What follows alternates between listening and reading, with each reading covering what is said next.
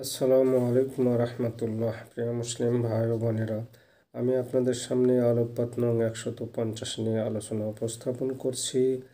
আলোকপাতটির শিরোনাম হলো মিশর ছেড়ে মাদিয়ান অভিমুখে নবী মুসা আলাইহিসসালাম এর হিজরত প্রসঙ্গে। শিরোনাম সংশ্লিষ্ট সূরা আল কাসাসের 22 নং আয়াতের তেলাওয়াত এখানে শোনানো হলো। أعوذ بالله من الشيطان الرجيم. بسم الله الرحمن الرحيم. ولما توجه تلقاء مدين قال عسى ربي أن يهديني سواء السبيل. সদাকাল্লাহুল আযীম। শিরোনামের আলোকে আয়াতটির ব্যাখ্যামূলক অনুবাদ এখানে উল্লেখ করা হলো।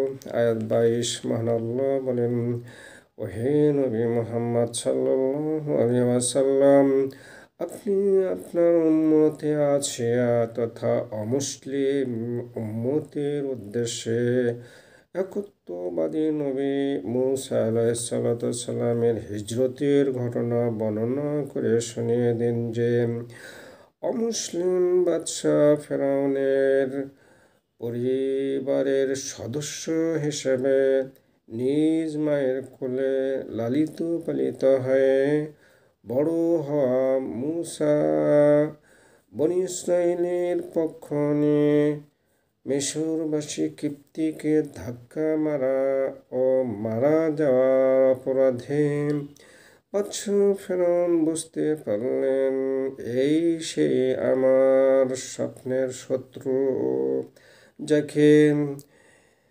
এই অজুহাতে হত্যা না করলে একদিন সে আমাকে হত্যা করবে।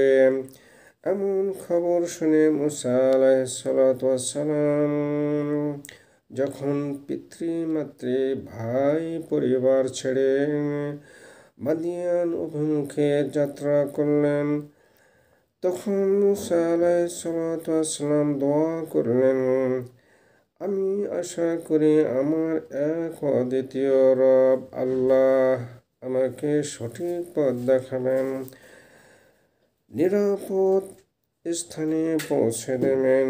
অতঃপর তিনি বহু রাত গড়িয়ে ও দিন পেরিয়ে দীর্ঘ পদযাত্রায় মিশর ছেড়ে মাদিয়ানে পৌঁছে যান।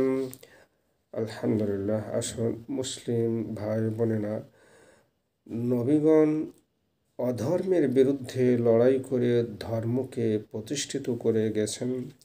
অতএব জাহেল, গাফেল ও ইসলাম বিদ্বেষী না হয়ে ইসলাম প্রিয় হই এবং তওবা করে মহান আল্লাহর ইবাদত বন্দেগীতে মগ্ন হই। ওহে আল্লাহ, আপনি আমাদের তওবা কবুল করুন, আমাদেরকে ক্ষমা করুন, আমাদের জন্য জান্নাতুল ফেরদৌস নসিব করুন এবং আমাদেরকে জাহান্নাম থেকে পরিত্রাণ দান করুন। আমিন।